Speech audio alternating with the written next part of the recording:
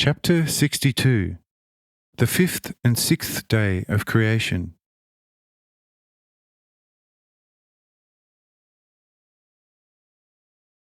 So that you would not in this connection ask me further as to what to make of the fifth and sixth day of creation, I tell you briefly that the ensuing creation of the animal world in aggregate, and lastly man himself, signify nothing other than the coming alive in full and realization of all that man harbours in his natural part. His sea and all his waters come alive, and man becomes aware of and glimpses within his now pure divine, uncreated light, the countless and manifold fullness of the creative ideas and forms, and in this way becomes cognizant of his purely divine origin.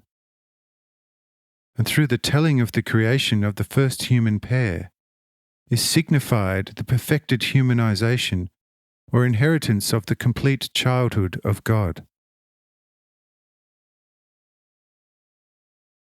Of course, you are now secretly asking within your heart, yes, indeed, all this is quite good, wise, and glorious, and nobody can doubt in the least the fullness of the truth. How then did this earth, which surely could not have been present like this from all eternity, arise? How was it overgrown with grasses, herbs, bushes, and trees of every kind? How and when did all the animals come into being? And how did man become an inhabitant of this earth? Was it really just one human pair that was created, as in Genesis?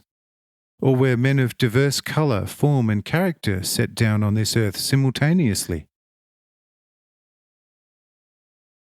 To such not altogether unreasonable question, I can only say as I said before, namely, if you are imbued with the wisdom of angels, then you shall, in a retrospective sense, be able to trace also the entire natural creation from the purely spiritual sense in which Moses speaks in Genesis, and shall discover that the natural creation in correspondingly extended periods, of course, arose almost exactly in the same order told in Genesis, with the emergence of the first human pair falling roughly into the same period, and their test and propagation ultimately, but for a few exceptions, hidden in corresponding images, following in that very order told in the unfolding Genesis text.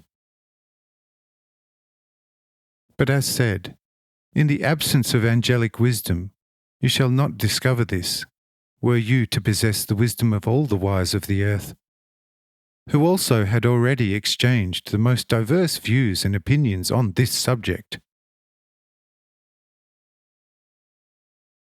But in this world, such knowledge is of no particular use to anyone in any case, since man rarely improves much in his heart through great knowledge, but rather worsens that much more usually.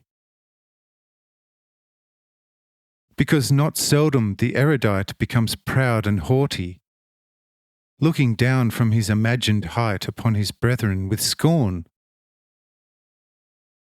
like a vulture upon sparrows and other small birds, as if these existed only for his catching and devouring of their tender flesh.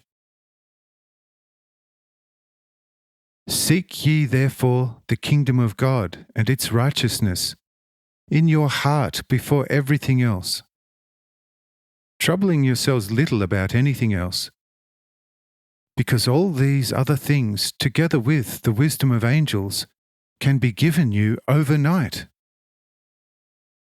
I trust that you have now fully understood me.